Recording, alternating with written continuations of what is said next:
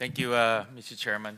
Mr. Chairman, I'd like to direct my questions kay Mr. Bernardo.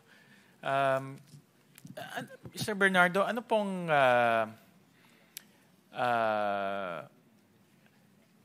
proseso sa pag-access ng unprogrammed funds, lalong-lalo na for flood control? Mr. Chair, as far as I know po, yung unprogrammed funds are funds which became excess revenue. Sa akin pong kaalaman ito, Mr. Chair, hindi lang po ako, narinig ko lang po ito, na once the unprogrammed funds are available, the DBM can tell DPWH na, okay, meron ng pondo ang unprogrammed. So, with that, the DPWH is prompted to submit letters of request for the funds to be accessed from DBM. Yun po yung gagawin. So susulat po ang DPWH. And I think it's not DPWH alone, but other agencies of government, binibigyan po nila ng allocation once unprogrammed funds are available. Susulat po ang, let's say sa amin pong case, susulat po ang DPWH sa DBM with the identification of those for funding projects sa unprogrammed. Let's say projects, right-of-way, payments of maintenance fund, yun po. And after writing DBM, later on po, yun po yung ida-download sa amin ng DBM. Yun po yung alam ko.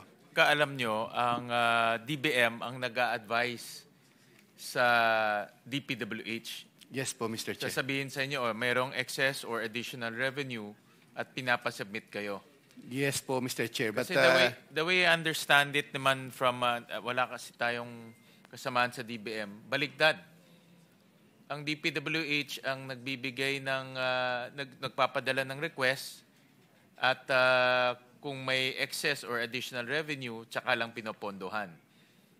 Yun ang pagkaintindi namin sa DBM nung nandito ang DBM. Kasi iba yung tatanungin kayo kung may project, iba yung nagsasubmit kayo ng project. Parang nagsusolicit ang DBM ngayon ng project.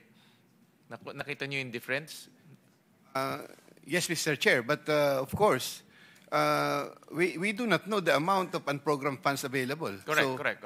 So initially, DBM will tell us through, I think it's verbal or talks lang po, sasabihin na, meron kayong 10 billion na unprogrammed funds. So you prepare a list of projects, you prepare a list of the requirements na which you may submit to DBM for unprogrammed funds. Yun po yung binibigyan later ng pondo. But sa totoo pong kwento, wala pong nanggagaling na sulat sa DBM. Kumbaga, it's only a verbal advice or kung instruction na may available na ganitong amount. Yun po yung pagkakaalam ko. Sino po ang nagbibigay ng verbal advice from DBM? Kasi iba yun nga, no, parang ang lumalabas DBM is soliciting eh. 'Di ba? Parang sila ang nagsusolicit ng projects na manggagaling sa DPWH, no? Yun ang pagka-appreciate ko doon sa sinabi niyo kanina. So sa pagkaalam niyo, sino ang nagbibigay ng verbal advice? At bakit verbal, hindi ginawang official? Mr. Chair, wala po sa maaaring yung si former Secretary Bunuan po at si Jose Cabral ang sinasabihan po ng ganito. Hindi po ako, basta malalaman ko lang po although I admitted earlier that I was advised by Yusek Traiguip Bolivar to prepare a list of projects. Yun po yun, for the unprogrammed. Correct. However, kaya nung binabasa ko ito, yun nga ang aking impression na meron din kayong access o meron kayong at least exposure sa unprogrammed funds. Mr. Chair, I just gave my list to Yusek Traiguip and later on, I found out that funds were released from those lists. Yun po yung aking Mr. Chair. So, hindi ko po alam kung paano, but I have heard na ganun po ang sinasabi na the Secretary of DPWH was advised by DBM to prepare a list of projects or requirements for the unprogrammed funds in the amount of XX amount. Sino ho sa DBM ang nagbibigay ng advice? At kanino ina-advise sa DPWH? I think Secretary Bonoan can answer that, Mr. Chair. Ay hindi ko po Hindi nyo rin alam kung sino sa DBM ang nagbibigay ng advice? hindi ko po Mr. Chair, hindi ko po mismo ako na-advise na merong ganitong amount na pondo. Pag nalalaman ko po, kung may nalaman man po akong amount na ganun, yung pong hindi ko Mr. Chair, I have only a limited area of with regards to projects. With regards to the unprogrammed funds, for maintenance and other requirements of the department like right of way, etc. It's Jose Cabral po yata who was apportioning the amount with Secretary Bunuan. Po ang nagbibigay ng mga list of projects sa unprogrammed funds para magamit po yung unprogrammed funds. Kasi nakita ho namin, for example, in 2023, 25 billion or 41% ng sinamit ng DPWH ay flood control. Pagdating ng 2024, lumaki siya. 85 billion or 64% ng mga sinamit ninyo or sinamit ng DPWH sa unprogrammed funds ay flood control. So sino ho nagsasabi, nagde-decide kung anong projects ang isasubmit sa DBM for the access of unprogrammed funds? Finally, ang pagkakaalam ko po, Mr. Chair, of course, even if I gave the list to Yusek Tribe Bolivar, it comes back to the PWS. They are being advised, especially Yusek Cabral, to prepare a request for those projects and also with other projects. Hindi ko po alam yung ibang request.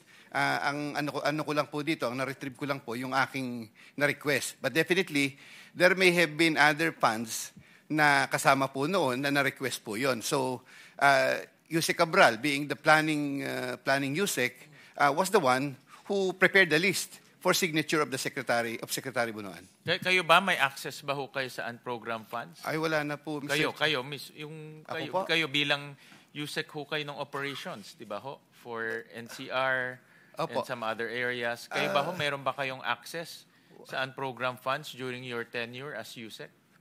Well, meron po akong naalala noon. I think, hindi ko po Mr. Chair, I cannot really be concrete. I cannot answer it in a concrete way because there may have been projects allocated from Secretary Bunoan and projects from Tribe Bolivar na doon po nasama sa unprogram. Sa unprogram? Yes po, Mr. Pero kayo, Chair. meron ho kayong capability na gamitin natin in unprogram? Wala po, Mr. Chair.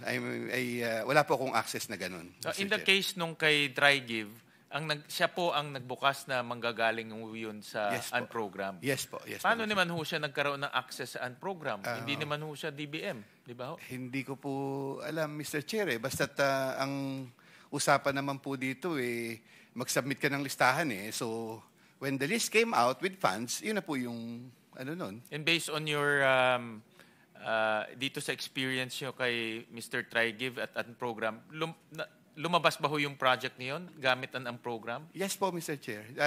Nung pong project ni, lumabas po yun yung... Nino? Ni Engineer Alcantara po. Na galing sa unprogram fund? Yes po, Mr. Chair. Okay. Yes, go just ahead. for your information, yung pinag-uusapan nyo on program fund, ito yung special allotment release order for fiscal year 2024. This is dated 27 December 2024, patapos na yung taon, 51,341,420,000, of which yung flood control niya nasa mga 30.8 billion. So ganun kalaki ang napakawalan from the unprogrammed fund. So tama po yung direction nyo sa ating budget for next year. Alisin talaga natin yung mga items na hindi kailangan sa under the unprogrammed fund. So ito yung, imagine, 30.8 billion coming from the unprogrammed fund na release sa mga district engineering offices for implementation. Di ba? Ang laki na nasayang. Pero bakit galing sa unprogrammed? Alam naman natin yung parameters, di ba? Excess collection sa non-tax revenue, di ba? Not even tax revenues. Tapos may accompanying revenue measure. Tapos yung approved loan. Yan lang naman ang kailangan . So saan ang galing tong 50 billion na sinasabi niyang maybe you were referring to this, ano? Yung kay Yusek Olaybar. Yes po, Mr. Chair. Yes po. Hindi ko po sigurado kung yan ang bumangga talaga doon sa aking listahan. Yeah. But definitely, ganyan po yung pamamaraan at sources po niyan. And the department cannot just release this. Yes po, without the of the DBM Yes. and Malacanang, di ba? Hindi ko na po kayang Yeah, sagutin anyway. yan, Mr. Chair. Hindi ko po kayang Anyway, sagutin. thank you, Senator Win. Thank you, Senator Ping. Kasi nung budget hearing po ng DPWH, in the 2020 for GAA, meron na po tayong mga 250 billion in terms of flood control, more or less. No? Tapos nadagdagan pa ng another 85 billion in unprogrammed funds. So lumalabas siya 330 billion. But ang pinagtataka ko ho, in 2023, 41% ng project flood control. Pagdating ng 2024, naging 64%. Merong deliberate attempt na palakihin yung flood control doon po sa share.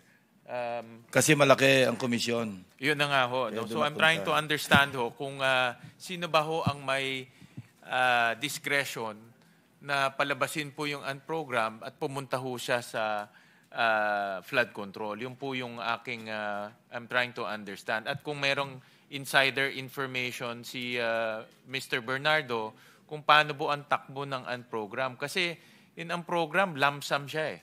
No? Even in the GAA, wala talaga siyang mga line item.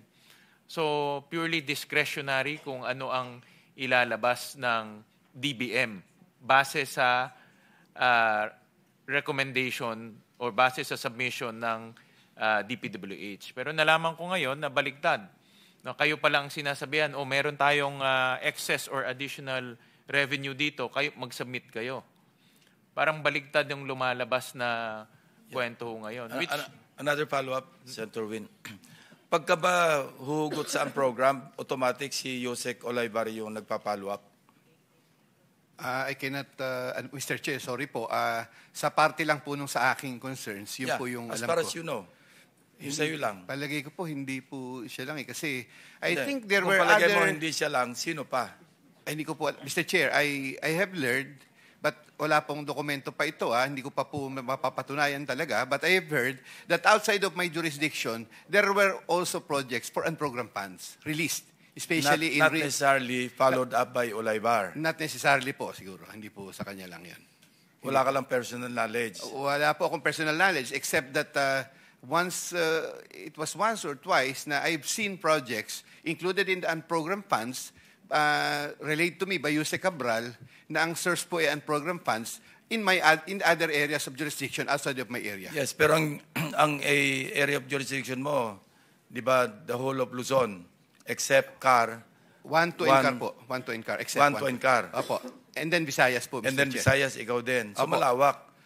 Opo, Mr. Chair. Ang lahat ng dumasa yung galing ang program, Yusek Olaybar? No po, Mr. Chair. I'm not, yung pong akin lamang na nasabit kay Yusek Olaybar, yun lang po yung alam ko, or it may be some part of, baka po si Secretary Bunoan ay meron pong ganun din, na unprogram or whoever, na napag-sabitan po noon, hindi po si Yusek Olaybar lang yun, alam ko. Yung 5 billion a year ni Secretary Bonoan from 2023, 24, 25, meron ding napunta sa program? I think meron po at given the it may be greater eh. Kaya nga po sabi ko it may be greater than 5 eh. Hindi ko po I cannot retrieve the po eh. Thank you, Senator Win. Thank you. So gusto ko sana makuha kay Mr. Bernardo kung meron siyang insider info kung paano ba tinatap itong unprogrammed funds. Dahil nga lumaki yung pumunta sa flood control. At meron nga tayong nakita ko dito sa inyong salaysay na si Mr. Trigive, ang source niya is unprogrammed funds. No? Ibig sabihin, nagagamit talaga yung unprogrammed funds for flood control projects. Oo. Isa pang question sa... I'll go to the DOJ, pero wala yata si Prosec, no? Si Attorney Hernandez. Bernardes. Mr. Chairman, Your Honor, I am Attorney Bernardes. I am the Program Director of the Witness Protection Program. Okay, I don't know if you are knowledgeable on some of the just basic questions. Like, for example, in yesterday's hearing, sabi ni Secretary Recto na by end of the month, this month, no, meron ng makukulong, no, may accountable na, no. So just give us an update on what cases have been filed and what are the timetable of those cases. I can only answer based on what PG Faduglion answered earlier. And he said that we would probably file cases by the middle. Andiyan na yata si Prosec. No?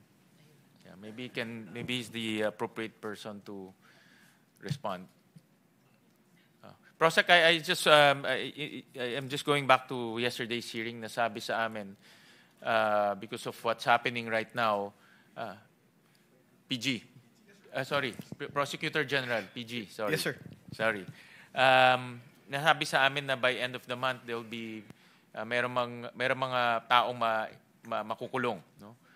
So that we can restore the confidence of our people to government and also to our economy. So can you give us a rundown kung ano pa yung mga kasong na-file na? At ano yung mga kaso, anong klaseng kaso ang na-file? At yung timetable nitong mga kasong to? Okay. Thank you, Mr. Chair. Insofar as the cases that we have now under preliminary investigation, you have ghost project cases involving DPWH officials from Bulacan District 1. The timetable would have to be moved, Mr. Chair, because of the suspension of work last Monday. We were supposed to have the first hearing last Monday, but because of the inclement weather, we had to move it, and it's being conducted this afternoon, this first hearing. Second hearing will be, I think, sometime November 24. And hopefully, if all the counter affidavits have already been submitted and there are no further issues, we can proceed with the resolution of these cases. But on top of that, there are also cases which are undergoing evaluation and case build-up right now. The exact number, Mr. Chair, I do not have the data yet because this is being undertaken by the National Bureau of Investigation together with some of our prosecutors. What we know is that there are forthcoming cases that will be eventually filed, hopefully by next week, middle of next week, involving personalities, involving proponents already. So this will be filed, the same procedure, in as much as jurisdiction would be vested with the Office of the Ombudsman. The same would be referred to them first. If we get to be deputized, as we have been, we will then proceed with the preliminary investigation, sir. In other words, there's meron ng isang case na file, no, of multiple personalities, I assume. This was filed and is undergoing evaluation already, Mr. Chair. Saan ho ito na file? Sa Department of Justice po. Okay, and then you will also file this in court after. No, the same would first be referred to, sir, to the Office of the Ombudsman, considering that the personalities involved would be salary grade 27 and above. So everything will converge in the Office of the Ombudsman. Yes, Mr. Chair, and as soon as they finish evaluation, and we will be deputized to proceed and conduct the preliminary investigation, it will be sent back to the department, and we will conduct the PI. Sorry again. Okay. Yep. Point of clarification. When you say you're deputized by the Ombudsman, ang ibig sabihin, kung ano yung findings nyo, adapted na yun ng Ombudsman for filing of information na yan? No, sir. If we do get deputized, whatever resolution we have, if the cases fall within the jurisdiction of the Sandigan Bayan, will have to be coursed through the Office of the Ombudsman. Yes, ours will be recommendatory only. It will be the Ombudsman who That will evaluate further. Will approve the same for filing in the Sandigan Bayan. So sir. hindi adapted as submitted? No, sir. They Not still have the option to review the same. Okay, thank you. And with that particular case, so nasa inyo pa, babalik siya sa Ombudsman, no? Kailan ho siya babalik ng Ombudsman? Yung nasa amin po ngayon, sir, na sinasabi ko na may proponent na involved, this is already going through evaluation now. We hope to be able to send it to the Office of the Ombudsman by early next week po. So by early next week, they'll review it again. Then send it back to us if we will be deputized to conduct the preliminary investigation. Okay, and from there, And from there, the subpoenas will be issued by our team of prosecutors, and then we'll conduct the preliminary investigation, come up with whatever resolution, sir, and submit it to the Ombudsman for approval. babalik ulit sa kanila. Opo, kasi po ang jurisdiction nga po is Sandigan Bayan. So kailangan po na ang may authority na mag-file sa Sandigan Bayan ay ang Ombudsman lamang po. So after all those going back and forth, kailan mapa-file? Well, if we're looking at a timetable, sir, as far as the proponent is concerned, as soon as it's sent back to us, let's say kung mabalik din po sa amin by next week, the week after that, we will already start issuing the subpoenas. And that would be the third week already of November. Pilitin po natin, kung matapos natin yung buong proseso within the Christmas season, hopefully we'll be able to finish it, sir. So heard the statement of the President na even prior to the Christmas, meron ring mga makukulong. Is this the case that he's referring to? I do not know. I'm not aware if that's the same But case. this is the most advanced case, diba? The one you mentioned? No, sir, kasi we can only account for the cases which are being investigated by the Department of Justice. There are also cases which have been filed directly with the Office of the Ombudsman. So we are not By privy... the ICI. By the ICI, and we are not privy to the progress of those cases which are pending So before iba them. pa yun sa ICI, in other words. Iba pa po yun. Oo. So iba pa yun sa DOJ. Wala po. Ang ginagawa po ng ICI sa pagkakaalam ko, Mr. Chair, is that whatever cases they want to be referred, they bring it straight to the Office of the Ombudsman. Okay, okay. Kami naman po, para wala hong duplicity, whatever cases we endorse or send to the Office of the Ombudsman, we make sure that ICI is also informed and furnished with copies para wala hong duplication. Correct. I think I asked that during the budget deliberations. That is correct, Para Mr. walang duplication. That is correct, Mr. And Chair. do you have knowledge whether those cases filed by the ICI are in what stage right now? Well, all I know is that some of them are undergoing field investigation by the Office of the Ombudsman. The last that I heard is that there are cases already which are ripe for resolution. I just do not have the exact number and the exact details of which cases these are. So Sir. those cases might be more advanced compared Yes, sir, to the and cases. it may be filed ahead. Okay, all right. Thank you, Mr. Chairman. Maraming salamat po.